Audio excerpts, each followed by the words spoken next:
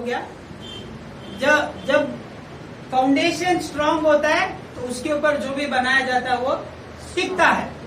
और वही बात जो है हम मत्ती का किताब 7वां अध्याय 24वां वचन से जब हम पढ़ते हैं, वहां पर जो है यीशु मसीह जो है हमको सिखाता है। पढ़ते जिसे मिला, इसलिए जो कोई मेरी ये बातें सुनकर उन्हें मानता है वह उस बुद्धिमान मनुष्य के समान ठहरेगा जिसने अपना घर चट्टान पर बनाया, और मेघ बरसा और बाढ़ें आई और आंधियां चली और उस घर से टकराई, फिर भी वह नहीं गिरा क्योंकि उसकी नींव चट्टान पर डाली गई थी। परंतु जो कोई मेरी ये बातें सुनता है और उन पर नहीं चलता वह उस निर्बुद्धि मनुष्य के समान ठहरेगा जिसने अपना घर बालू पर बनाया, और मेघ बरसा और बाढ़ें आई और आंधियां चली और उस घर से टकराई और वह गिरकर सत्यानाश हो गया। बस। तो यहाँ पर यीशु मसीह साहब कहता है जो मेरी ये बातें सुनकर उन्हें मानता है वो कौन है? बुद्धिमान व्यक्ति है जो अपना घर किधर बना रहा है? चट्टान पर बना रहा है। और बारिश आने दो, तूफान आने दो, तो क्या होगा? उस घर से टकराएगा तो भी वो घर गिरेगा नहीं। लेकिन जो मेरी बातें नहीं सुनता और उन पर नहीं चलता वो कौन है? निर्बुद्धि व्यक्ति है। वो अपना जो घर है वो कहाँ पर बांध रहा है? रेत पर बांध रहा है। और जब बारिश आएगा, तूफान आएगा, बाढ़ आएगा तो क्या होगा? वो घर गिर जाएगा। तो यानी एक बुनियाद जो है अच्छा रहना, मजबूत रहना जरूरी है। और मसीह बोल रहा है कि अगर तुम मेरे पीछे चल रहे हो तो तुम्हारा बुनियाद मेरे वचनों पर बने रहना, मेरे वचनों के अनुसार चलना है। तो ये बुनियादी बातें जो है हम लोग सीखेंगे आने वाले कुछ हफ्ते जो है। तो सबसे पहला जो है जब बुनियादी बातें सीखते हैं हमको जो है ये याद रखना है कि हमारा जो भी बुनियाद या सिद्धांत जो भी है वो बाइबल के अनुसार होना चाहिए। मसीही सिद्धांत या मसीही विश्वास के जो मूल सिद्धांत है, बुनियादी बातें हैं, वो किसके आधार पर होगा? बाइबल के आधार पर होगा। बाइबल से बाहर नहीं होगा। कहां पर होगा? बाइबल के आधार पर होगा। किसके आधार पर?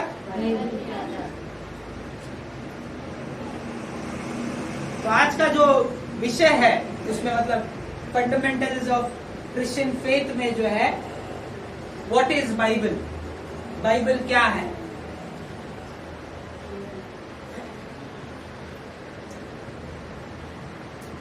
बाइबल ये जो शब्द है ये ग्रीक भाषा और लैटिन भाषा से जो है आया हुआ शब्द है जिसका मतलब है बुक, किताब। बाइबल ये जो शब्द जो आया है ये ग्रीक भाषा और लैटिन भाषा में से आया हुआ शब्द है जिसका मतलब है किताब। यानी जब हम बाइबल बोल रहे हैं तो ये एक किताब कर जो है दर्शाता है। उसके अंदर बहुत सारे किताबें मिलकर एक किताब है और उसको हम क्या बोलते हैं? Bible, BIBLE, Bible. और बहुत सारे लोग यही सवाल पूछते हैं कि ये बाइबल जो तुम बोलते हो ये बाइबल शब्द ही बाइबल में नहीं है। बाइबल शब्द ही बाइबल में नहीं है। आपने कभी पढ़ा? अभी जितना भी पढ़ा आपको बाइबल करके ऐसा लिखा मिला? नहीं है। क्योंकि ये जो बाइबल शब्द कहाँ से आया? ग्रीक और लैटिन जो भाषा है उसमें से निकाला और उसमें से उसका मतलब क्या है? बुक है। तो ये बुक है। तो हम जो है पवित्र शास्त्र करके बहुत बार हमको ये शब्द मिलता है, किताबें करके ये शब्द हमको बहुत बार मिलता है। बाइबल में कितने किताबें हैं? 66 किताबें। नए नियम में कितना है? नया नियम 27। पुराना नियम 39। जिसको नया मालूम है लिख के लो। नया नियम में कितना है? 27। पुराने नियम में 39। इस किताब में जो है अर्थात बाइबल में जो है बुक ऑफ लॉ है, लिख के लिए सब याद रखें। बुक ऑफ लॉ है, नियमों की किताब है, कानून की किताब है, जैसे कि ले व्यवस्था, व्यवस्था विवरण, ऐतिहासिक किताबें हैं, हिस्टोरिकल बुक्स जैसे हेजरा और एक्ट्स, कविता है, इसमें पोएम्स है, जैसे कि साम्स और सपोपदेशक, भविष्यवाणी की किताबें हैं जैसे कि यशाया और प्रकाशित वाक्य, आत्मकथा भी है, बायोग्राफी जिसे हम कहते हैं इंग्लिश में, जैसे मैथ्यू और जॉन, लेटर्स है जिसको हम पत्री कहते हैं हिंदी में, जैसे कि टाइटस और हिब्रू या बाकी अन्य पत्र।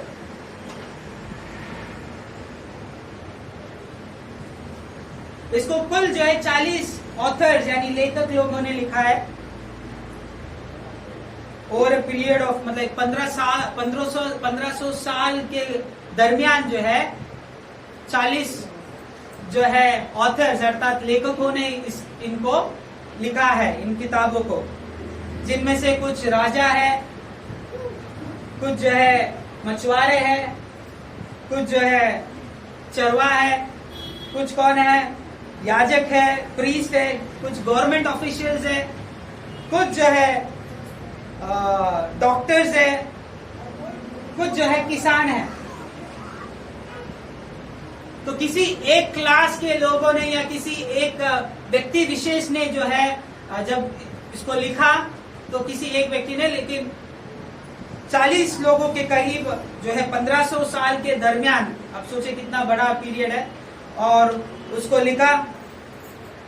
और इन सारे लोगों ने जब लिखा तो जो है इसमें एक बात हमको समझ में आना चाहिए कि इन 40 लोगों ने तो लिखा, लेकिन इन 40 लोगों को जो है परमेश्वर ने प्रेरणा किया या परमेश्वर ने प्रेरित किया लिखने के लिए।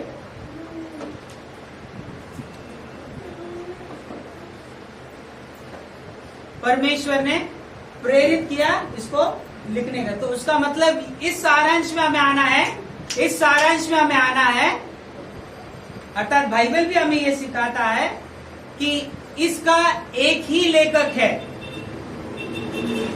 अर्थात परमेश्वर। सारी सारे जो 40 लोग हैं उन्होंने अपने इच्छा से या अपने सोच से या उनको जो लगा वैसे उन्होंने नहीं लिखा, परमेश्वर ने उनको प्रेरित किया, परमेश्वर ने उनको इंस्पायर किया लिखने के लिए। तो परमेश्वर का वचन जो है परमेश्वर का वचन है।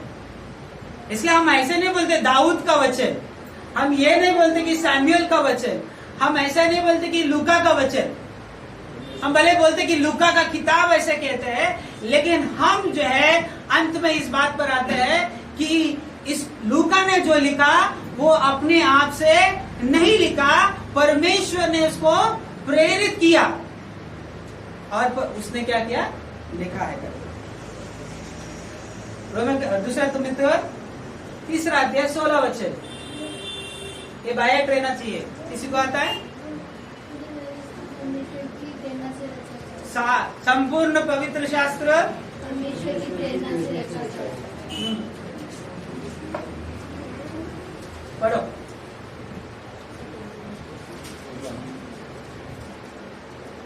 संपूर्ण पवित्र शास्त्र परमेश्वर की प्रेरणा से रचा गया है और उपदेश और समझाने और सुधारने और धार्मिकता की शिक्षा के लिए लाभदायक है। दूसरा पत्रस 1 अध्याय 21वां वचन।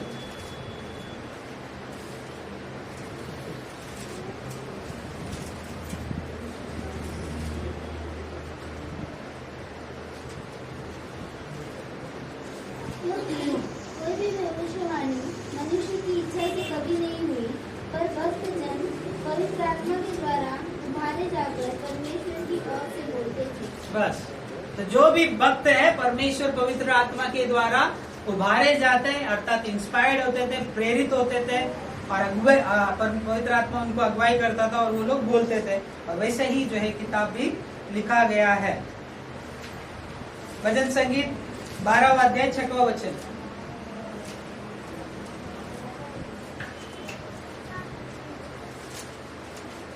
फटाफट निकलो।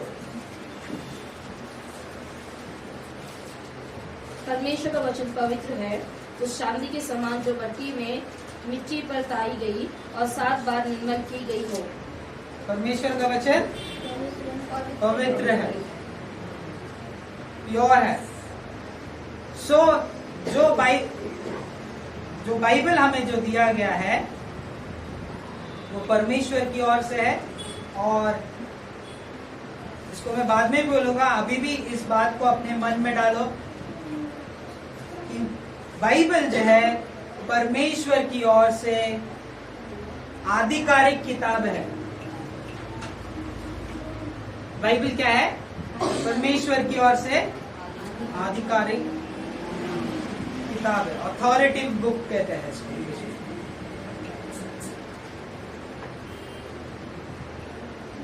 जो भी हम सीखे, ध्यान से सुनिए, जो भी हम सीखे वह बाइबल के अनुसार होना चाहिए। जो भी आप और मैं सीखते हैं वो बाइबल के अनुसार होने चाहिए। बाइबल के बाहर की शिक्षा मसीही सिद्धांतों को नहीं बना सकती है। बाइबल से बाहर जो भी शिक्षाएं है या जो भी एक्सपीरियंस है, जो भी है, अगर उसको मैं परमेश्वर का सिद्धांत कर कर अगर सिखाऊं या कोई सिखाता है तो वो परमेश्वर का सिद्धांत नहीं है। हर एक शिक्षा, हर एक टीचिंग जो है बाइबल में से आना चाहिए। बाइबल से बाहर अगर मैं लेकर कुछ भी सिखाऊं तो वो परमेश्वर की ओर से नहीं है।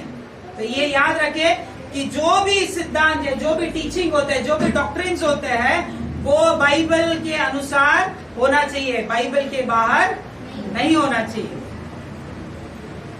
इब्रानी की किताब 4 अध्याय 12 वचन लिख के लेते। 4 अध्याय 12 वचन कहता है परमेश्वर का वचन जीवित है, परमेश्वर का वचन प्रबल है, परमेश्वर का वचन 2 धारी तलवार से भी तेज है, अधिक चौका है। तो परमेश्वर का वचन जीवित है, परमेश्वर का वचन जो है प्रभावित है, प्रभाव करता है, और पवित्र शास्त्र की बातें जो है जीवित है। और इसलिए अगर कोई अपने आप को बोलता है कि मैं मसीह हूं और जो वो सिद्धांत है उसके जीवन में जो प्रिंसिपल्स है अगर वो बाइबल के अनुसार नहीं है तो वो उसका जो सिद्धांत या उसका डॉक्ट्रिन या वो प्रिंसिपल वो गलत है, झूठ है वो। तो जो भी मैं मानता हूं, जो भी मैं करता हूं मसीह होने के नाते वो बाइबल के अनुसार होना चाहिए।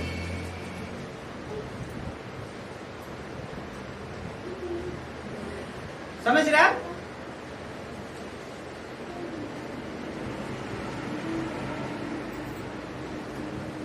बाइबल जो है, ठीक है, ये बात आगे बढ़ने से पहले इस बात पर भी थोड़ा गौर फरमाते हैं। बाइबल जो है कि कितने भाषा में लिखी गई, किसी को पता है? मैंने बहुत बार बोला है।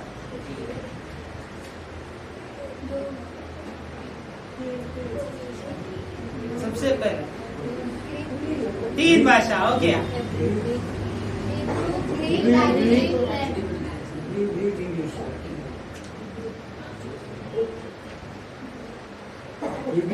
हिब्रू और इंग्लिश, लैटिन। हाँ, पुराना नियम हिब्रू में लिखा गया है और उसके कुछ किताबें जो है अरामिक में लिखा गया है। अराबिक नहीं, अरामिक। हिब्रू और अरामिक बहुत ही क्लोज जो है, क्या बोलते हैं ना, लैंग्वेज है। पुराना नियम हिब्रू और अरामिक, कुछ किताबें जो है अरामिक में लिखा गया। नया नियम ग्रीक में लिखा गया। कौन से भाषा में लिखा गया? ग्रीक में। यीशु मसीह के समय में जो है जो लैंग्वेज जो था वो वहां पर जो है हिस्टोरियंस कहते हैं 3 लैंग्वेज मुख्य था यीशु मसीह के समय में। एक था ग्रीक, क्योंकि ग्रीक का साम्राज्य था। ग्रीक और बाइबल जो है, जो पुराना नियम है, उस समय जो है यहाँ तक हो गया था कि ग्रीक में भी ट्रांसलेट हो गया था। लेकिन मैंने बहुत पहले जब लॉकडाउन शुरुआत हुआ था आप लोगों को सिखाया, आपको याद है क्या नहीं, कि कैसे हिब्रू में से यानी यहूदी लोग जो है खड़े हो गए, नहीं हमको हमारा मातृभाषा का ही हमको जो है पवित्र शास्त्र चाहिए करके वो लोग खड़ा हो गए।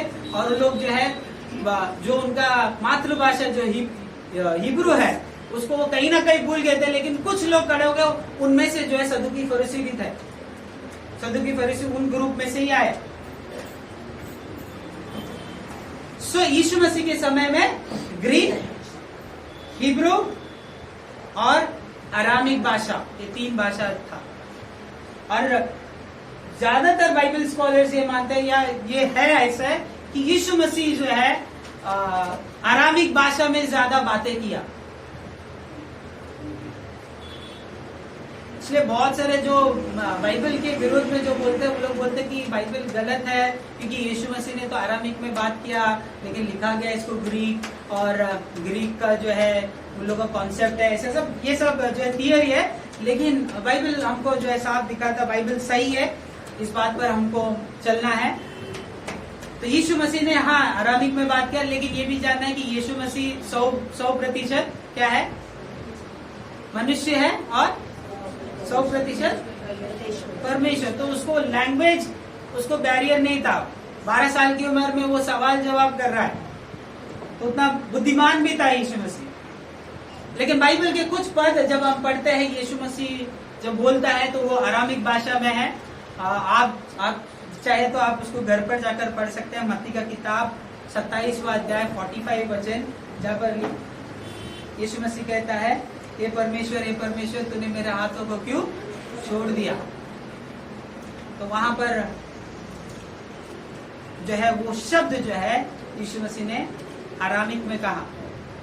फिर जब याईर की बेटी मर गई थी और यीशु मसीह ने उसको जिंदा किया, तो क्या बोल के जिंदा किया, तलीता कुमी। ये कौन सा शब्द है, अरामिक शब्द है। मार्कुस 5:41, मरकुस 7:34, इफ्ताहा अर्थात खुल जा। इफ्ताहा ये भी अरामिक शब्द है।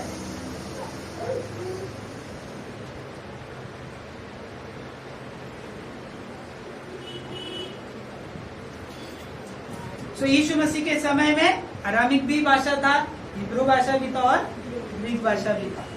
तो जब यीशु मसीह मरकर, ध्यान से सुनिए, यीशु मसीह मरकर जिंदा हुए तीसरे दिन और 40 दिन चेलों के साथ रहने के बाद जब उठा लिए गए, उसके बाद कलीसिया का स्थापना हुआ पेंतिकोस्त के दिन, जब पवित्र आत्मा उतरा।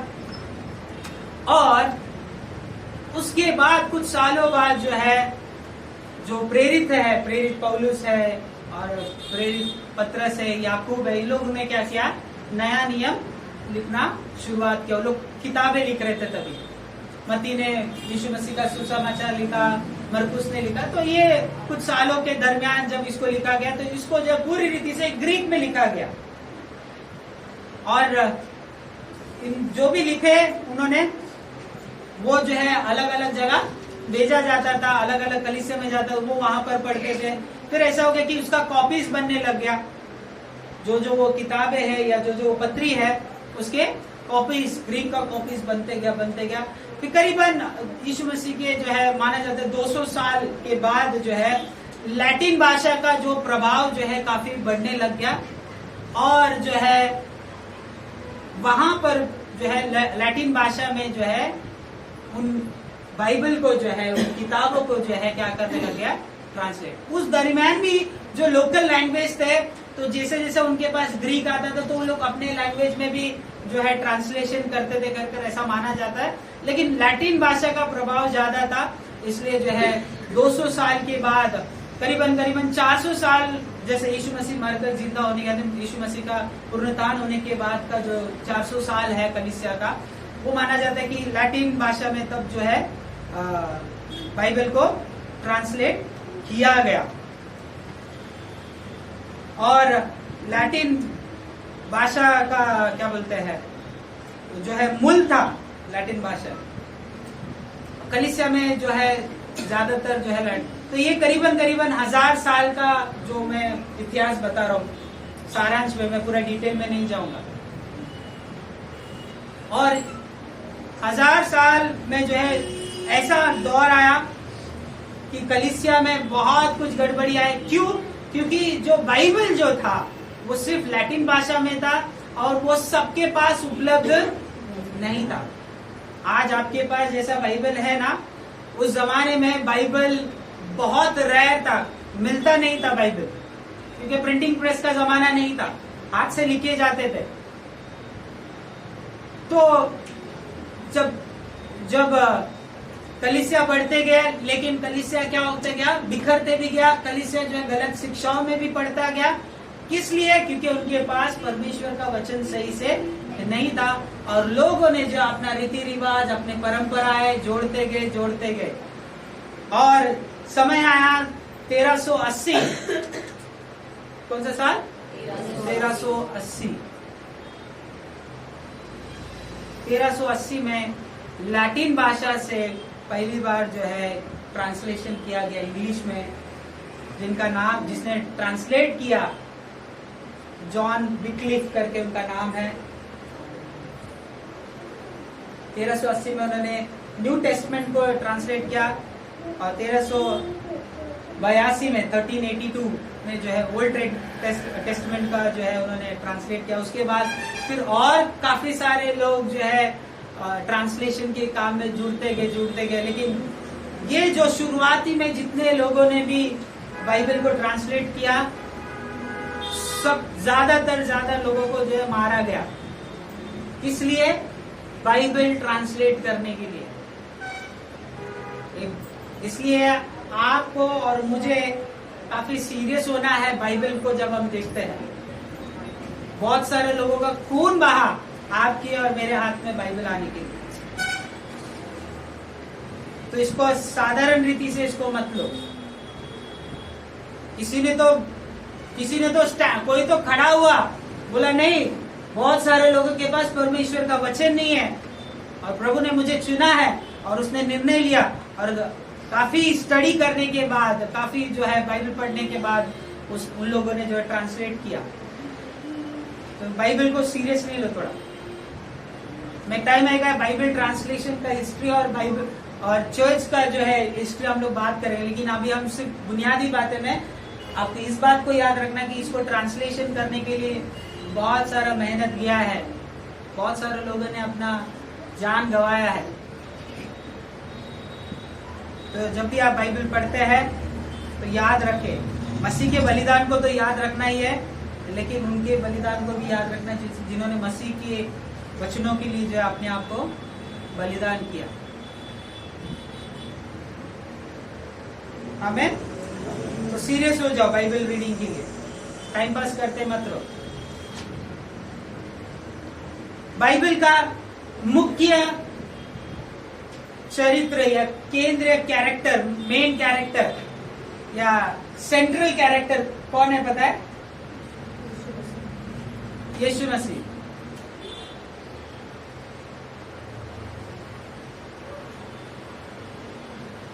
कौन है मेन कैरेक्टर? लूका की किताब 24वां अध्याय 44, मत्ती 5:17, प्रेरित 28:23।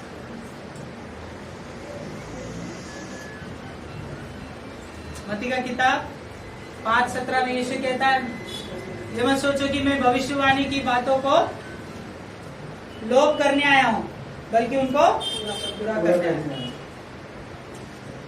लूक में लिखा है और इवन एक्ट्स में लिखा है कि यीशु मसीह के बारे में लिखा है। तो बाइबल का जो मेन कैरेक्टर है या सेंट्रल कैरेक्टर है वो कौन है? यीशु मसीह है। यानी आप जेनेसिस पढ़ेगा तो आपको कौन दिखना चाहिए? यीशु मसीह दिखना चाहिए उसमें। आप जब बाइबल पढ़ते हैं, नया नियम में तो आपको यीशु मसीह दिख रहा है, लेकिन पुराना नियम में भी यीशु मसीह है।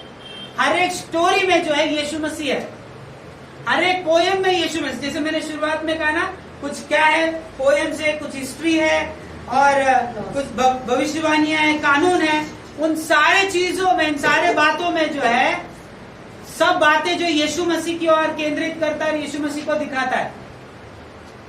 पिछले हफ्ता मैंने आपको बताया था, लॉ क्या किया, हमको मसीह के करीब लेकर गया, लॉ एज ए टीचर।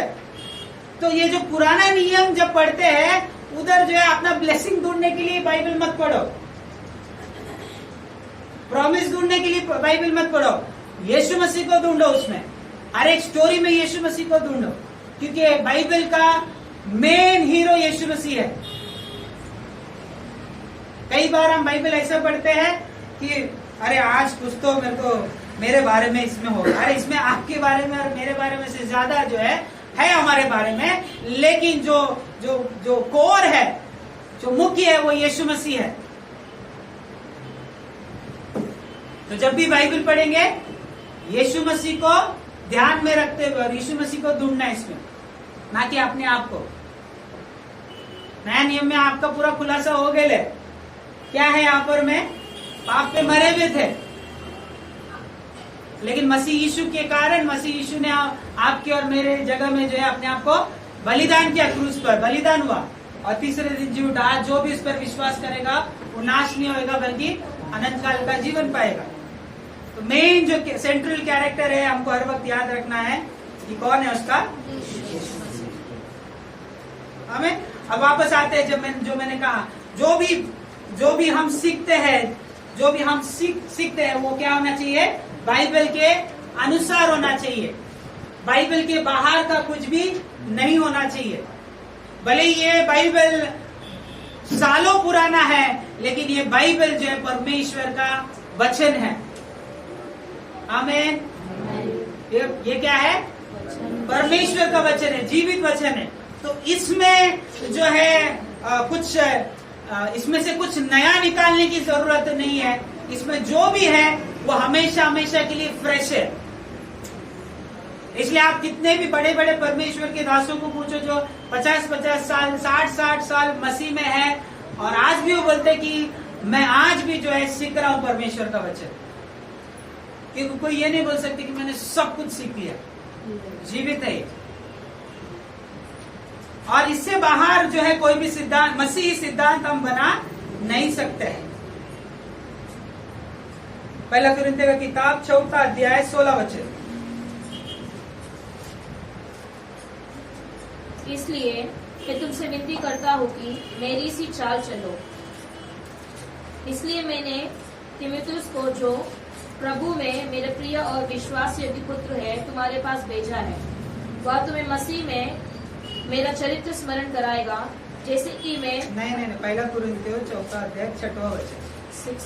4:6। हे भाइयों, मैंने इन बातों में तुम्हारे लिए अपनी और अपुल्लोस की चर्चा दृष्टांत की रीति पर की है, इसलिए कि तुम हमारे द्वारा यह सीखो कि लिखे हुए से आगे ना बढ़ना, और एक के पक्ष में और दूसरे के विरोध में गर्व ना करना।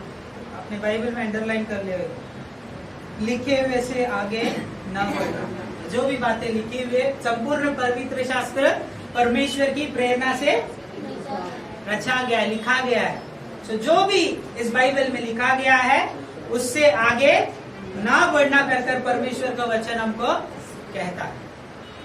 जब पौलुस ये बात को लिख रहा है, ध्यान से सुनिए, जब पौलुस ये बात को लिख रहा है, वहां पर वो एक उदाहरण दे रहा है कि कैसे परमेश्वर का जो परमेश्वर के द्वारा जो लिखा गया है वचन, जो वचन लिखा गया है उसको कैसे पालन करना है कर, और हमें उससे आगे नहीं बढ़ना है। वहां पर एक उदाहरण दे रहा है। क्यों पता है? क्योंकि अगर हम कुरिन्थ की कलीसिया को देखेंगे, पहला अध्याय, दूसरा अध्याय, तीसरा अध्याय हम पढ़ेंगे, वहां पर कुरिन्थ की कलीसिया क्या कर रहा था पता है? कुरिन्थ की कलीसिया में फूट था। कुरिन्थ की कलीसिया में एक झगड़ा चल रहा था। क्या झगड़ा चल रहा था? पौलुस बोलता है, तुम में से कुछ लोग कहते हैं कि मैं कौन हूँ? मैं पौलुस का हूँ, और कुछ कह रहे मैं अपोलोस का हूँ, और कुछ कह रहे कि मैं कैफा का हूँ, कुछ कह रहे कि मैं परमेश्वर का हूँ। तो वहां पर वो जो है उन बातों को लेकर ये सिखा रहे, क्योंकि वैसा हो गया था।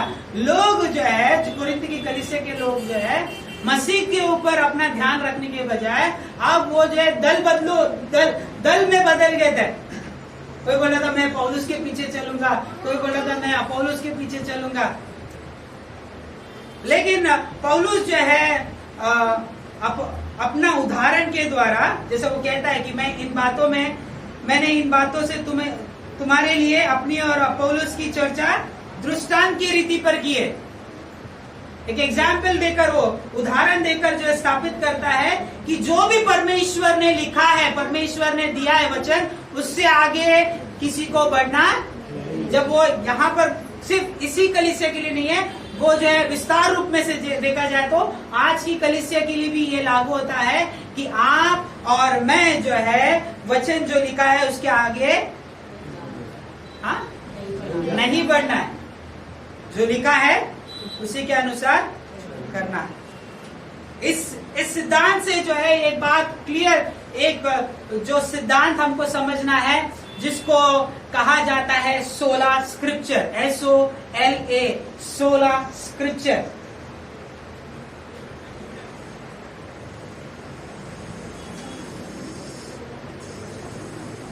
सोला यानी लैटिन शब्द है सोला, उसका मतलब है अलोन, केवल।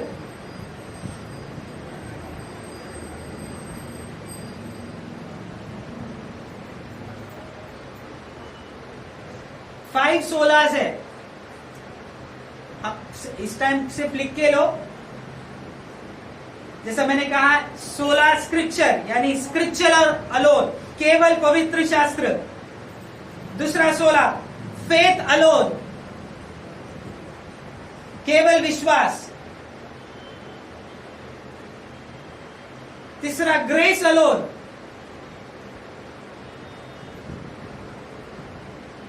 केवल अनुग्रह। चौथा क्राइस्ट अलोन, केवल मसीह। पांचवा ग्लोरी टू गॉड अलोन या फिर ग्लोरी ऑफ गॉड अलोन, परमेश्वर की महिमा, परमेश्वर के महिमा के लिए, केवल परमेश्वर की महिमा के लिए। यानी ये सिद्धांत जो 5 सोलास है, जैसे मैंने कहा कि चर्च इतना करप्ट हो गया था और करीबन जो है जैसे रिफॉर्मेशन बोलते हैं इसको, पुनर्स्थापित करना।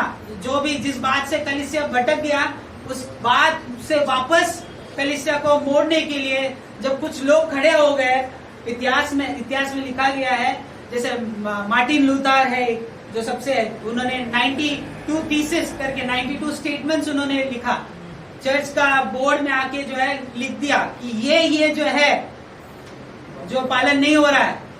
क्योंकि उस जमाने में कुछ और ही होता था। उस जमाने में बाइबल की कमी के कारण, लोगों के पास बाइबल नहीं होने के कारण, जो चर्च के जो पासबान थे या जो चर्च का जो ऑर्गेनाइजेशन था, वो बहुत सारे गलत शिक्षाओं को सिखा रहा था। इसमें से एक बोलता हूं आपको मैं, मरने के बाद भी आप जो है प्रार्थना करेंगे ना तो आपका जो मरा हुआ व्यक्ति जो है वो स्वर्ग जाएगा कर। यहां तक इतना करप्ट हो गया कलीसिया कि तुमको मैं सर्टिफिकेट दूंगा, तुम स्वर्ग जाओगे। इतना करप्ट हो गया था। तो लेकिन परमेश्वर का धन्यवाद हो, परमेश्वर ने ऐसे परमेश्वर के जनों को खड़ा किया और उन लोग ने मौत से भी नहीं डरे। क्योंकि उस समय में जो चर्च, जो रोमन कैथोलिक चर्च है, वो इतना प्रभावशाली था कि उसका जो है पॉलिटिक्स के ऊपर भी उसका दबाव था। और मार्टिन लूथर और काफी सारे जो लोग हैं वो लोग खड़े हो गए कि नहीं, ये जो सिखाया जा रहा है ये परमेश्वर के वचन के अनुसार नहीं है। और वो लोग खड़े हो गए, मौत तक खड़े हो गए।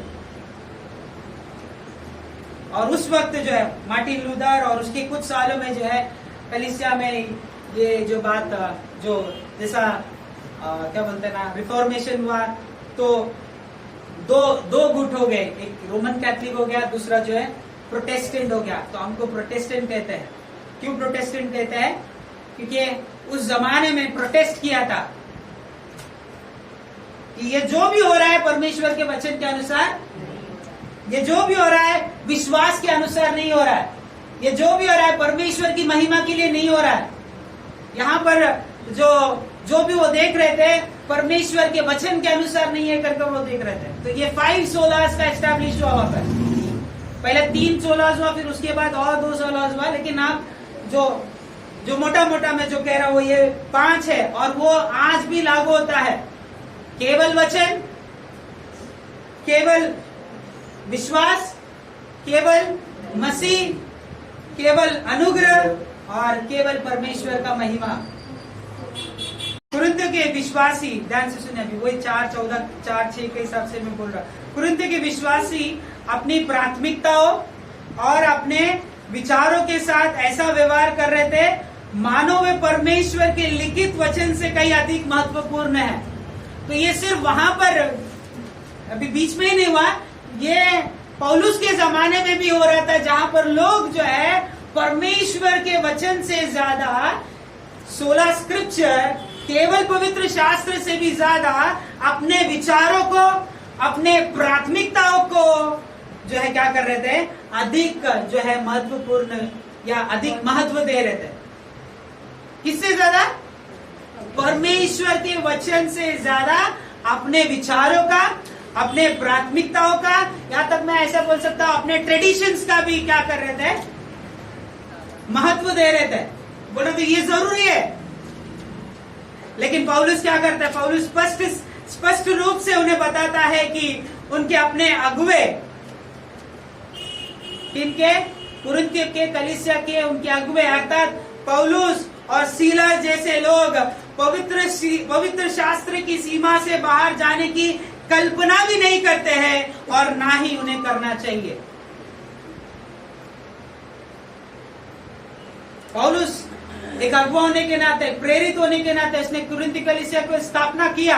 वो खुद अगुवा होने के बावजूद वो ये बता रहा है कि आप पौलुस के जीवन को देखकर कितना रेवलेशन मिला, बहुत कुछ उसको मिला, लेकिन वो ये बात कह रहा है कि लिखी हुई बातों से हमें आगे बढ़ना नहीं है।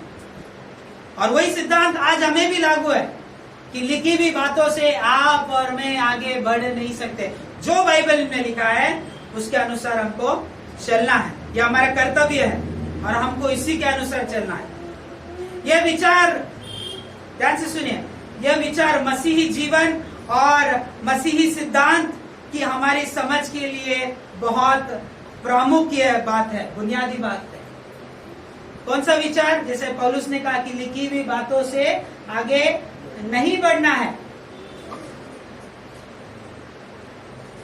ये मसीही जीवन के लिए और मसीही सिद्धांतों के लिए, मतलब अर्थात मसीही सिद्धांतों को समझने के लिए हमारा क्या है, हमारे लिए बुनियाद है लिखी हुई बातों से आगे। कोई अन्य सूत्र, कोई दूसरा विचार, कोई दूसरा किताब बाइबल के समान आधिकारिक नहीं है। कोई भी विचार, कोई भी किताब बाइबल के समान क्या नहीं है, आधिकारिक नहीं है। क्यों? क्योंकि वह परमेश्वर का न बदलने वाला संदेश है जो सभी लोगों के लिए उपलब्ध है। क्यों बाइबल आधिकारिक है? क्योंकि यह परमेश्वर का वचन है, परमेश्वर की ओर से दिया गया संदेश है जो कभी बदलने वाला नहीं है, सदा ठहरने वाला वचन है। आकाश और पृथ्वी टल जाएगी परंतु परमेश्वर का वचन कभी नहीं टलेगा। परमेश्वर का वचन चट्टान के समान, परमेश्वर का वचन जो है मजबूत है, परमेश्वर का वचन जो है कभी भी बदल नहीं सकता और ये सभी के लिए उपलब्ध है। समझ रहा? तो लिखी हुई बातों से हमें आगे नहीं बढ़ना है। भले हमारे भावनाएं, भले हमारा जो ओपिनियन है, हमारा राय है, हमारे यहाँ तक कि हमारा आत्मिक अनुभव, ध्यान से सुने, हमारा आत्मिक अनुभव, हमारा दर्शन या हमारा जो तर्क करने का जो बुद्धि है या हमारे परंपरा है, परमेश्वर के वचन से अधिक नहीं है और ना ही हो सकता है। ये याद रखें। आपका और मेरा विचार, आपके और मेरे जो फीलिंग्स है, भावनाएं हैं, हमारे राय भी, जो हम लोग राय देते ना, ओपिनियंस, वो भी, और यहां तक कि हमारा स्पिरिचुअल एक्सपीरियंस बहुत जरूरी है। और यहां तक कि हम जो दर्शन भी देखते हैं, बहुत सारे लोग मैंने ये दर्शन देखा, वो दर्शन देखा, मैं इसको बताऊंगा। और हमारी परंपराएं भी परमेश्वर के वचन से बढ़कर नहीं है। मैंने इसको बहुत पहले भी आपको समझाया, परंपराएं वर्सेस परमेश्वर का वचन। परमेश्वर का वचन बड़ा है, परंपराएं बड़ा नहीं है। हमारा फीलिंग्स बड़ा नहीं है, परमेश्वर का वचन बड़ा है।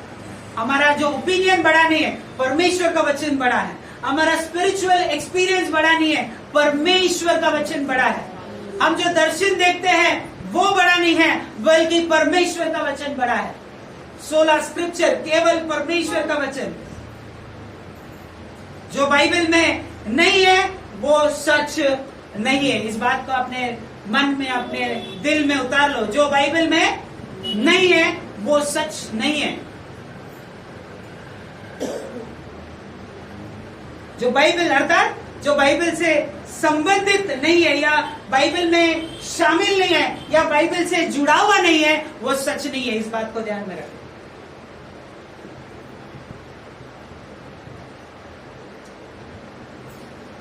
मेरे प्रियो, आपको और मेरे लिए परमेश्वर ने जो एक बाउंड्री बनाया है, आपको मालूम है, चरवा जो है अपने भेड़ों को रखता है तो खुले में रखता है क्या? वो जो है फेंस बनाता है। और वो फेंस किसके लिए है? चरवा के लिए क्या? भेड़ों के लिए वो फेंस। क्यों? उसके सुरक्षा के लिए। वैसे ही आपके लिए और मेरे लिए जो है एक फेंस बनाया गया है, और वो है परमेश्वर का वचन। इसके बाहर हमको जाना नहीं है। एक बाउंड्री बनाया है, उसके बाहर हमको जाना नहीं है। जो उसमें लिखा है उसी में बने रहना है। भले ही मैं कुछ भी अलग एक्सपीरियंस करूं तो मैं क्या करूंगा? अरे मैं एक्सपीरियंस किया तो मैं उड़ के जाऊं क्या? नहीं, मैं उड़ के नहीं जाऊंगा। भले मैंने एक्सपीरियंस किया फिर भी मैं क्या करूंगा? वचन के अंदर ही रहूंगा, वचन के आगे नहीं बढ़ूंगा। बहुत सारे लोग दर्शन देखते हैं, बोलते प्रभु ने मेरे से ऐसा दर्शन किया। तो जो भी आप दर्शन देखते हैं, ध्यान से सुनिए, स्पिरिचुअल एक्सपीरियंस और दर्शन जो भी है वो किसके अनुसार होना चाहिए? और ऐसा कुछ आप एक्सपीरियंस किया जो बाइबल में, तो उसको क्या करो? उसको साइड में रखो, वो इम्पोर्टेंट नहीं है वो एक्सपीरियंस। बाइबल के अनुसार जो भी एक्सपीरियंस आ रहा है, प्रेज गॉड, उसको उसके अनुसार चलो। लेकिन बाइबल के अनुसार ऐसा कुछ एक्सपीरियंस है तो प्रार्थना करो, परमेश्वर से मांगो, प्रभु मेरे साथ ऐसा क्यों हो रहा है? आप मुझे जो है आपके वचन के अनुसार क्या करो? सिखाओ। ये मूल बात है, ये सिद्धांत है हमारे लिए कि हम बाइबल के वचनों से आगे अपना जीवन नहीं चला सकते। आज एक जो इधर इंडिया में भी स्टार्ट है, लेकिन बाहर देश में बहुत बोलते हैं इसको प्रोग्रेसिव क्रिश्चियन। प्रोग्रेसिव यानी प्रोग्रेस होना।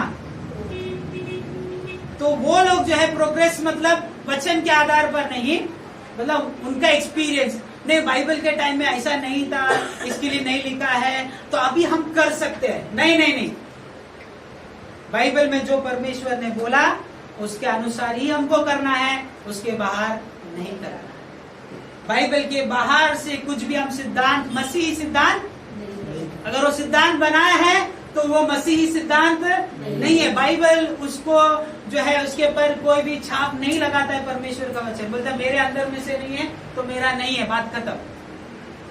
परमेश्वर सर्वज्ञानी है। परमेश्वर कौन है? उसको सब मालूम है, उसको सिखाने की जरूरत है। जब उसको सब मालूम है तो उसने अपने आत्मा के द्वारा लोगों को बोला कि लिखो, और उन्होंने लिखा है, इसलिए हमको इस लिखी हुई बातों से आगे बढ़ना नहीं। और ये बात हमारे सुरक्षा के लिए, किसकी सुरक्षा के लिए? आपका और मेरा सुरक्षा के लिए। जब आप अब जब भी देखो ना, आप जो भी इसमें लिखा है उसके बाहर जाने का कोशिश करो। नुकसान किसका है? जो उसके बाहर जाएगा उसका नुकसान है। तो इसके लिए उसके बाहर मत जाओ। आमीन। अब बाइबल पढ़ते समय ध्यान से सुने, बाइबल पढ़ते समय, अब बहुत सारे लोग बोलते हैं मेरे को, क्योंकि अभी आप लोग रोज बाइबल पढ़ रहे हैं, कुछ लोग, मेरे को बहुत अच्छा लग रहा है। तो बाइबल पढ़ते समय जो नए लोग हैं वो उनके लिए भी, और जो पुराने हैं उनके लिए भी, जब आप बाइबल पढ़ते हैं तो बाइबल जो है, बाइबल का जो वचन है उसको जो है कॉन्टेक्स्ट में पढ़ना है। किसमें पढ़ना है? देखो कॉन्टेक्स्ट, CONTEXT, कॉन्टेक्स्ट, हिंदी में संदर्भ।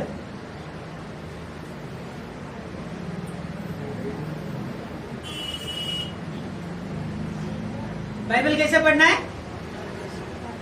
कैसे पढ़ना है? कॉन्टेक्स्ट में पढ़ना है, बहुत जरूरी है। अगला 15 मिनट जो है ध्यान से सुनेंगे ना, मैं कोशिश करूंगा कि आप इसमें अच्छा सुने, समझे।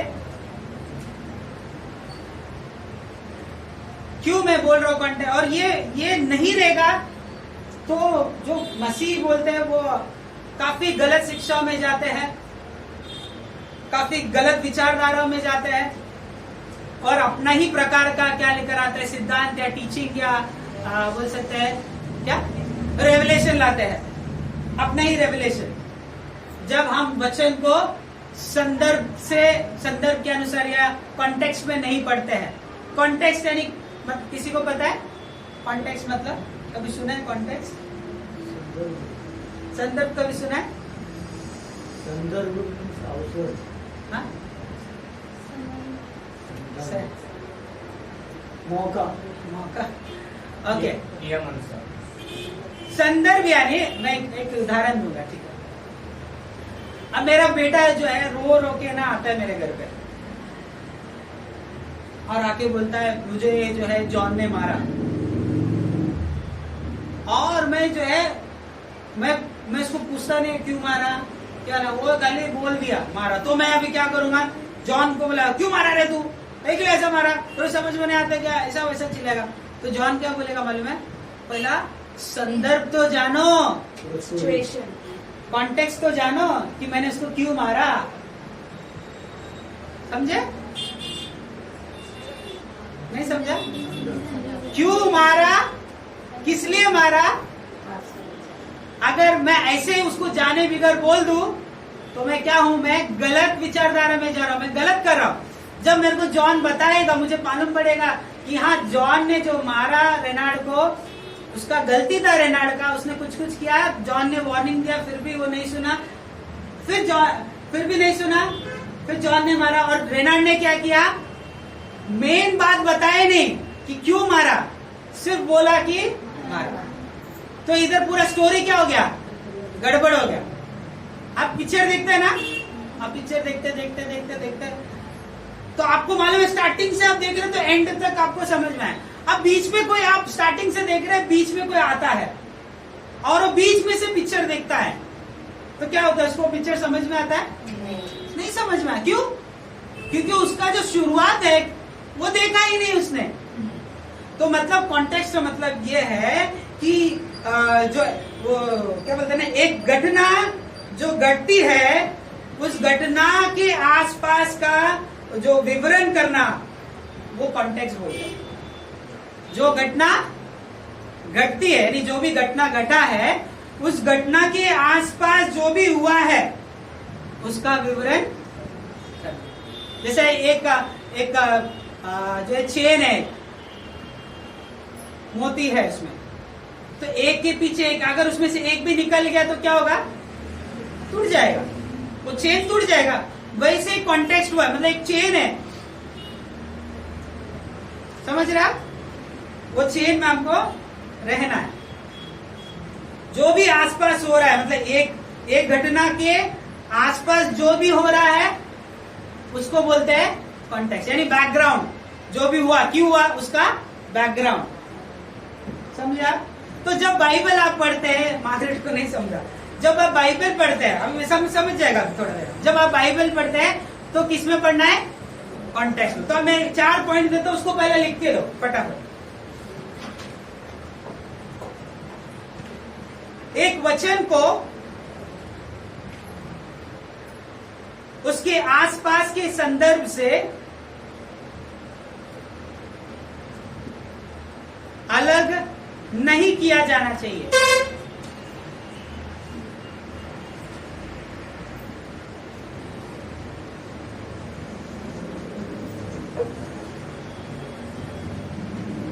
दूसरा पॉइंट, प्रत्येक वचन आसपास के पद के साथ जुड़ा हुआ है,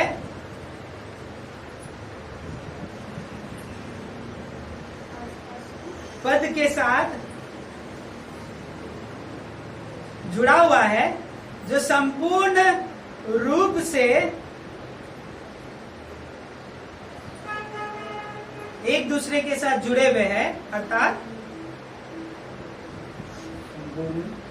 रूप से एक दूसरे के साथ जुड़े हुए हैं, अर्थात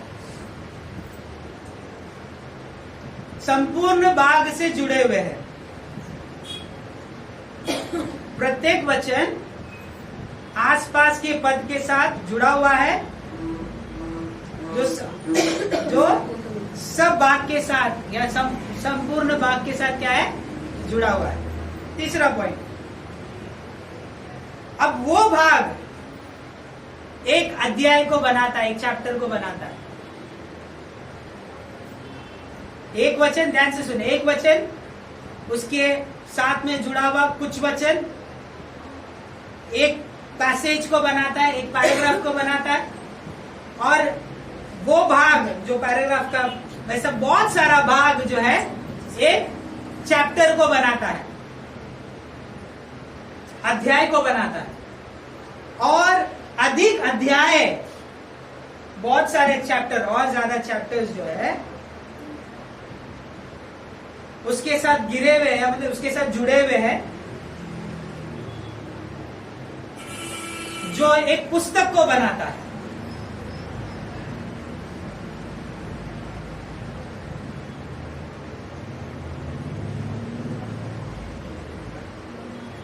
ठीक है, एक वचन से बहुवचन, 3-4 वचन उधर है, ध्यान से।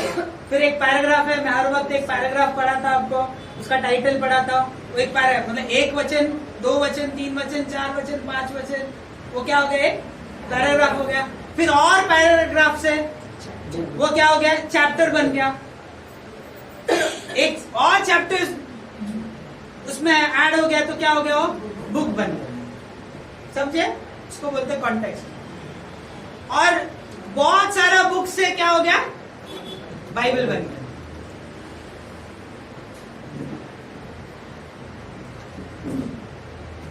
ठीक है, और बाइबल का एक बुक, ध्यान से सुनो, बाइबल का एक बुक दूसरे बुक के साथ क्या हुआ है, जुड़ा हुआ है, अलग नहीं है। बाइबल का एक किताब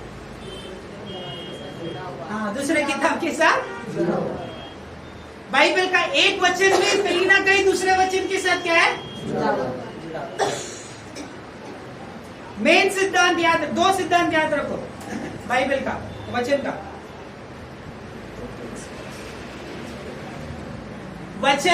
वचन के विरोध में नहीं बात करता। बाइबल का वचन दूसरे वचन के विरोध में बात। वैसे दूसरा ये सिद्धांत या प्रिंसिपल ये है कि बाइबल का वचन ही दूसरे वचन को अनुवाद करता है, ट्रांसलेट या इंटरप्रेट करता है। बाइबल का वचन नहीं दूसरे वचन को अनुवाद करता है।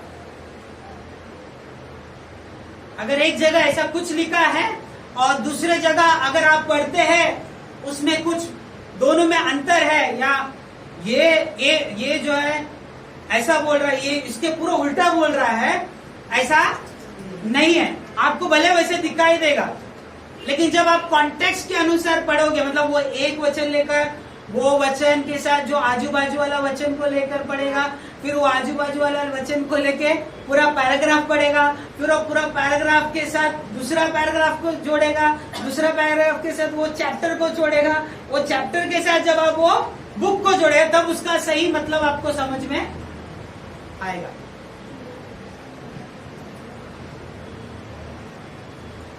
नहीं समझा? इसको 10 बार सुनो, लेकिन ये मूल बातें नहीं रहेगा तो आप भटकोगे। कैसा भटकोगे मैं बता रहा हूं। कुछ वचन हम पढ़ेंगे, ठीक है, और फिर मेरे को आप बताओ। पहले सबसे बहुत किसी को मालूम है, कभी तो आपने पढ़ा है क्या, और आपने कहीं सुना ऐसा कि मनुष्य का जो जिंदगी है ज्यादा से ज्यादा कितना साल है? हाँ? चलो हम वचन देखते हैं। जेनेसिस के किताब 6वां अध्याय 3रा वचन।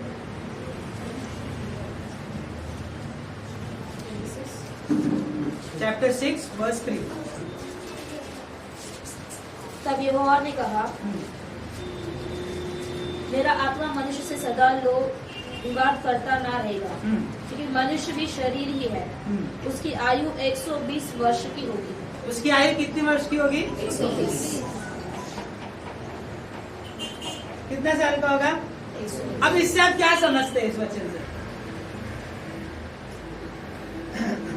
कमान फास्ट, क्या समझते हैं? हाँ जॉन, क्या समझते हैं? इधर लिखा है ना, ये क्या बोला है? मनुष्य का आयु कितना साल का है? 120। मतलब परमेश्वर ये बोल रहा है ना कि 120 साल तक ये जीवित रहेगा। और इन्हीं वचन को लेकर बहुत से, यहाँ तक कि महीने भी जो है, कई बार मैंने सोचा कि ना हमारा जिंदगी कितना साल का है? 120। और यहाँ तक कि प्रचार भी हुआ है, मैंने बहुत सारे लोग से सीखा भी है। जब मैं इसी को पढ़ रहा हूं और मैं ऐसा मान लूंगा कि मनुष्य कितना साल का है, 120।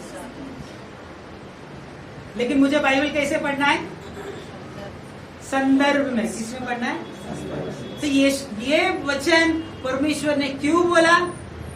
ये वचन परमेश्वर ने किस लिए बोला? ये वचन परमेश्वर ने किसको बोला? ये वचन परमेश्वर ने कब बोला? इसका संदर्भ जानना। जैसे रेनाड आके कल रो रो के बोला कि मेरे को जॉन मारा, और मैं इस कॉन्टेक्स्ट समझे नहीं, अरे किस लिए मारा भाई, समझ रहे? अब मैं उस कॉन्टेक्स्ट को समझूंगा ही नहीं और सिर्फ उसी एक ही वचन को लूंगा, तो क्या होगा? मैं क्या सोचूंगा? कितना साल बोल रहा है परमेश्वर, मेरे को कितना साल है? 120 साल। कितना साल? 120। भजन संगीत में भी है, और उसको हम लोग नहीं देखेंगे। और मेरे प्रिय, मैं आपसे कहना चाहता हूँ कि बहुत सारे लोग, मैं बोल रहा हूँ ना, मैं खुद कई बार मैं जो है इस बात पर मैं अड़ा हुआ था, या मैं सोच रहा था कि परमेश्वर क्या चाहता है कि मनुष्य का अभी से कितना साल देगा? 120 साल के ऊपर कोई जिंदा। तो उसी अध्याय से हम लोग जब 6वां से 7वां में आते हैं, 7वां से 8वां में आते हैं, और जब आप 11वां अध्याय में आएंगे, ठीक है, जल प्रलय हो गया, नूह का जो बच्चे हैं 4, तो अभी चलो नूह का बच्चे, और नूह तो ज्यादा साल का था, तो नूह का बच्चे लोग तो 120 साल जीना चाहिए था। देखो नूह का बच्चे, सॉरी नूह का पोते लोग तो 120 साल जीना चाहिए था, तो कितना साल जिया? 11वां अध्याय 10वां वचन। आदम की बात नहीं कर रहे हैं। शोम की वंशावली यह है, हाँ। जल प्रलय के 2 वर्ष पश्चात जब शोम का 100 वर्ष का हुआ, तब उससे अर्पक्षदा का जन्म हुआ, और अर्पक्षदा के जन्म के पश्चात शोम 500 वर्ष जीवित रहा, और उसके और भी बेटियां उत्पन्न हुई।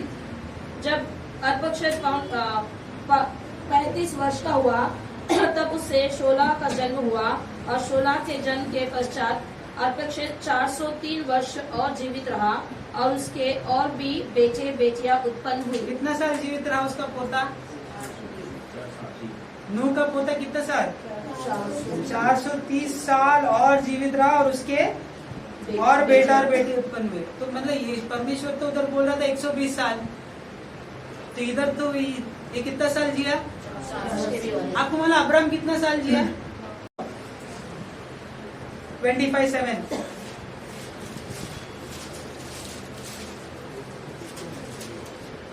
अब्राहम की सारी आयु 175 वर्ष की है। 175। हाँ, अब्राहम का दीर्घायु होने के कारण अर्थात पूरी बुढ़ापे की अवस्था में प्राण छूट गया और वहां अपने लोगों में जा मिला। तो कितना साल में मरा अब्राहम? 175। तो वो यहाँ पर फिर परमेश्वर 120 क्यों बोल रहा है, ये जानना पड़ेगा ना हमको। समझ में आ रहा है?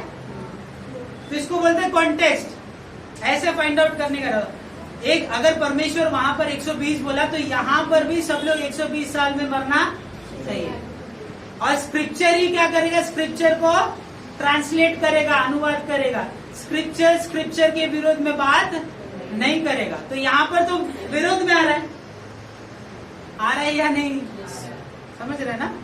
तो इसको बोलते हैं, जब आप प्रॉपर कॉन्टेक्स्ट में पढ़ेंगे, जब आप उस छठवां अध्याय 3 वचन को छठवां अध्याय का पहला वचन से और पूरा चैप्टर पढ़ेंगे, जब वहाँ के बैकग्राउंड को समझेंगे कि क्या हो रहा था, तब आपको पता चलेगा कि 120 साल परमेश्वर ने क्यों बोला।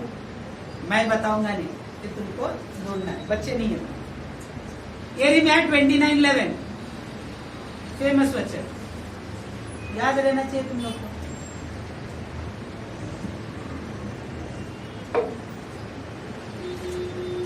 इसको याद नहीं है?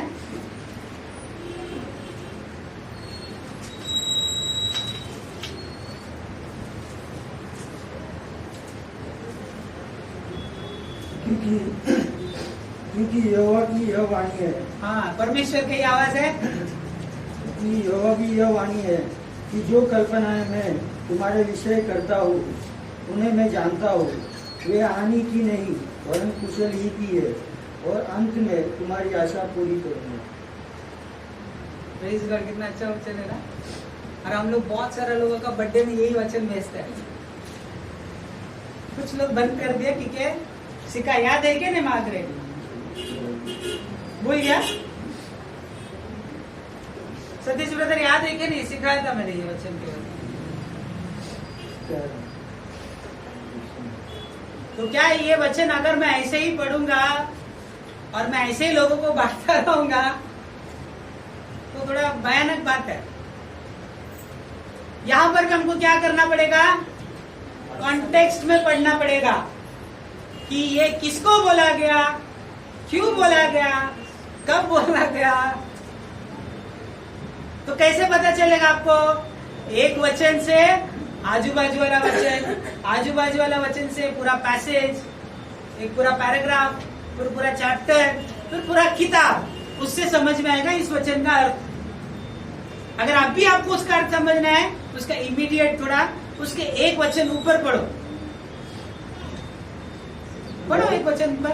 यहोवा यो कहता है, हाँ, बेबीलोन के 70 वर्ष पूरे होने पर मैं तुम्हारी सुधि लूंगा। हाँ। और अपना यह मन भावना वचन कि मैं तुम्हें इस स्थान में लौटा ले आऊंगा पूरा करूंगा। हाँ, कब पूरा करेगा? कब पूरा करेगा बोला? हाँ, अरे उधर लिखा है ना, कब पूरा करेगा बोला। नहीं आते हिंदी तुम लोग को? क्या वापस पढ़ो, पढ़ो मार्गरेट, पढ़ जोर से। कभी खत्म होएगा वो सोच रहे बच्चे। यहोवा यो कहता है, बेबीलोन के 70 वर्ष पूरे होने यहोवा यूं कहता है, बेबीलोन के कितने साल? 70 वर्ष। कितने साल? 70 वर्ष पूरा होने के बाद तुम्हारी सुधि तब मैं तुम्हारी सुधि लूंगा। कभी सुधि लेगा बोला परमेश्वर? तो ये जो वचन दिया ना 29:11, ये 70 वर्ष के बाद पूरा होने वाला है उनके जीवन में।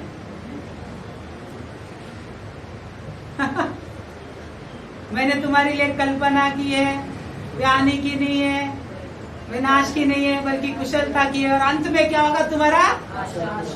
तो उसका इमीडिएट कॉन्टेक्स्ट क्या है, उसका जो संदर्भ क्या है कि परमेश्वर ये बोल रहा है कि 70 साल के बाद ये वचन पूरा करूंगा। और तुम लोग वो वचन को क्या कर रहे हो?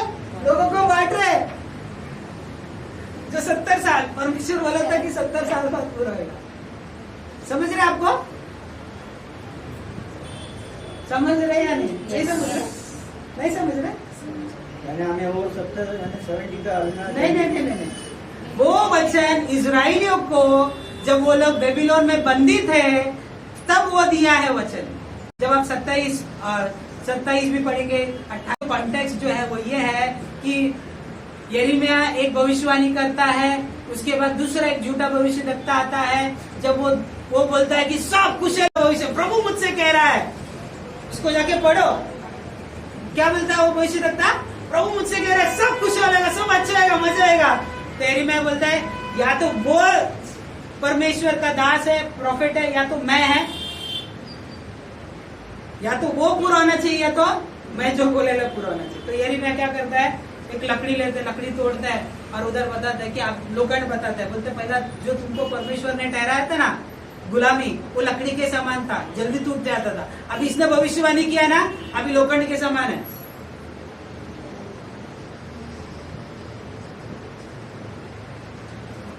समझ रहे? तो इसके लिए उसको समझने का है तो पहला पूरा वो वहां का पिक्चर देखना पड़ेगा कि क्या हुआ। तुमको 23 अध्याय, 24 अध्याय, 25 अध्याय, 26, 27 जब पढ़ के ये वचन आपको समझ में आएगा, तब तक ये समझेगा। ये ऐसे पढ़ेगा तो फिर रक्षा वाला ही वचन लगेगा। इसको बोलते कॉन्टेक्स्ट में। वैसे न्याय नियम का बहुत सारा वचन है। जो कुछ तुम पृथ्वी पर बांधोगे वो स्वर्ग पर बांधा जाएगा, जो कुछ तुम पृथ्वी पर खोलोगे उसको स्वर्ग में खोलेगा। तो क्या करने का, बांधने का? हाँ बोलो बोलो। मत्ती 18:18 बांधने का फिर ढूंढ। अरे बांधने का बात कर रहे, ढूंढने का नहीं बात कर रहे। तो बांधने का क्या? नहीं बांधने। उसको कैसे समझेगा? तो उसका ऊपर वाला वचन, उसका आजू बाजू वाला वचन, उस पूरा अध्याय को पढ़कर उसके ऊपर स्टडी करेगा। तो अभी पढ़ने का ही तकलीफ है तो बाइबल स्टडी कैसा करेगा? ये बुनियादी बात में तुम लोग टूस हो गया है। ये क्या है? ये बेसिक है, बेसिक। हेल्दी टीचिंग नहीं है ये। हेल्दी टीचिंग है तो क्या होगा? तो उसको समझना है तो उसके लिए आपको क्या करना पड़ेगा मालूम है? स्टडी बाइबल खरीदना पड़ेगा। क्या खरीदना पड़ेगा? अगर मेरे से समझ में नहीं आ रहा है ना तो मैं एक आसान रास्ता तुम लोगों को दो आसान रास्ता देते कॉन्टेक्स्ट में पढ़ने का। क्या करने का? स्टडी बाइबल लेने का। क्या लेने का? एक स्टडी बाइबल कितने का आता है मालूम है? कम से कम 3000 रुपया। कम से कम 3000, कम से कम 3000 रुपए का एक स्टडी बाइबल खरीदो। उसमें तुमको थोड़ा उसमें कुछ कुछ वचन मिलेगा, कुछ कुछ वचन नहीं मिलेगा। और भी आसान चाहिए और आसान चाहिए तो अपना मोबाइल का सही से इस्तेमाल करो। तुम्हारा मैं सबका मोबाइल देखते हुए किसी के मोबाइल में ना एक बाइबल ऐप से ऊपर नहीं है, सिर्फ एक ही बाइबल ऐप है। आपको मेरा मोबाइल दिखाएगा, बाइबल ऐप बड़े बड़े है, अलग अलग कमेंट्रीज बड़े बड़े। मेहनत करेगा तो तब दिखाई देगा।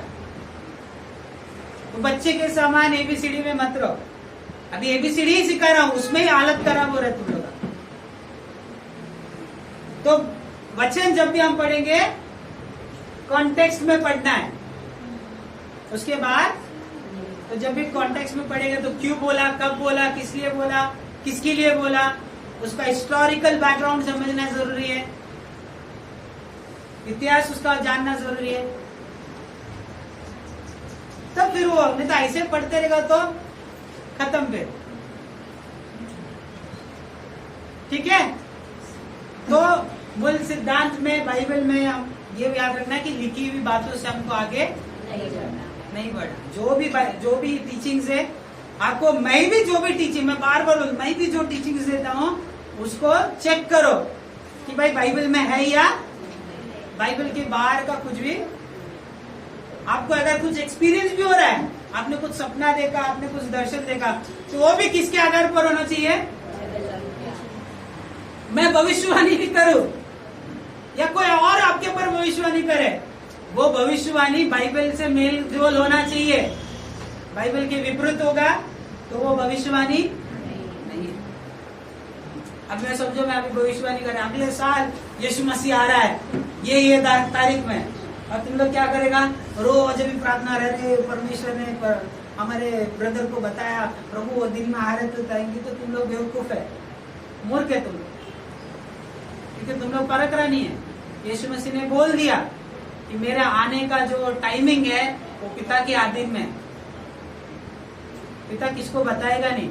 यीशु मसीह भी बोला किसी को बताएगा नहीं, चोर के समान आएगा मैं, समझ रहा। लेकिन ऐसा हुआ है पास्ट में बहुत सारे जन जो है बोला कि प्रभु ने मेरे को बताया ये तारीख को आएगा, और उनके जो चर्च के मेंबर्स है वो लोग बहुत खुश हो गए, प्रभु ने जो है हमारे पास्टर को जो है बता दिया, और वो दिन आकर गया लेकिन यीशु मसीह नहीं आया। समझ रहा है। तो जो भी भविष्यवाणियां है, जो भी क्या बोलते हैं ना ज्ञान की बातें है, जो भी बाइबल टीचिंग्स है, वो सब किसके अंदर रहना चाहिए, वचन के अंदर, बाइबल के अंदर होना चाहिए, बाइबल के बाहर नहीं। और जब हम बाइबल पढ़ते हैं, हमको बाइबल अच्छे से समझना है तो किस में पढ़ना है, कॉन्टेक्स्ट में पढ़ना है। तो आप जब तक बाइबल को 3-4 बार ऐसा पढ़ते नहीं रहोगे तब तक कॉन्टेक्स्ट भी जल्दी से समझ में नहीं आएगा। इसके लिए बाइबल पढ़ो, मैं इसके लिए बार बार बोला, मैं पिछले 5 साल से 6 साल से यही बोलते आ रहा हूँ, बाइबल पढ़ो बाइबल पढ़ो बाइबल पढ़ो बाइबल पढ़ो, ताकि आपको अभी समझ, अभी जैसा ये टीचिंग चल रहा है ना, अभी समझ में आएगा कि मैं 5 साल बाइबल क्यों रेगुलर नहीं पढ़ा, अभी समझ में आएगा तुमको। ठीक है। तो बाइबल आज भी जो भी आप रीडिंग कर रहे हैं तो उसको कॉन्टेक्स्ट समझ के कोशिश करो कि समझने, नहीं समझ में आ रहा तो लिख के रखो, मेरे को पूछो, या फिर कमेंट्रीज पढ़ो, या फिर बाइबल स्टडी का जो बाइबल है वो खरीदो।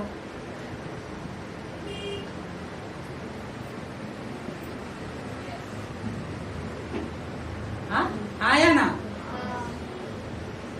हम लोग मालूम है मोबाइल खरीदने के लिए सोचते नहीं है, बाइबल खरीदने के लिए बहुत सोचते हैं, बहुत दुख की बात है।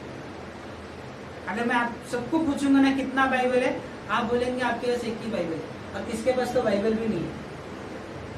और धन्यवाद वो फ्री में हमारे चर्च में बाइबल आया करके कुछ लोग को दिया।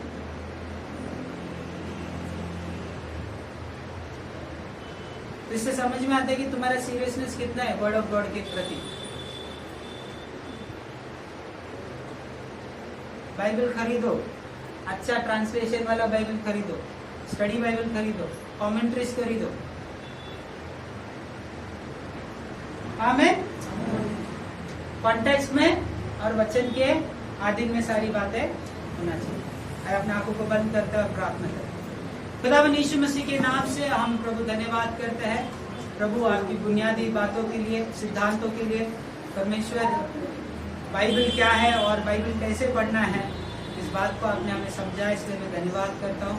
खुदावन फिर एक बार जो भी यहाँ पर इकट्ठे हुए उनको प्रभु तेरे हाथों में सौंपता, वचन को समझने का, वचन को पढ़ने का और वचन के अनुसार चलने का ज्ञान दे। और प्रभु ये जो टीचिंग शुरुआत हुआ है प्रभु इसमें हम बहुत सारी बातें सीखे, और परमेश्वर अनुग्रह कर कि प्रत्येक व्यक्ति तेरे वचन में बढ़ता जाए। प्रभु हम लिखी हुई बातों से आगे ना बढ़े, हम वचन के अनुसार ही अपना जीवन जिए, और हमारे जो सिद्धांत भी हो वो मसीह आपके वचन के अनुसार ही हो, ऐसे हमारी प्रार्थना है। सारा आदर और महिमा आपको देते हुए यीशु मसीह के नाम से मांगते हैं।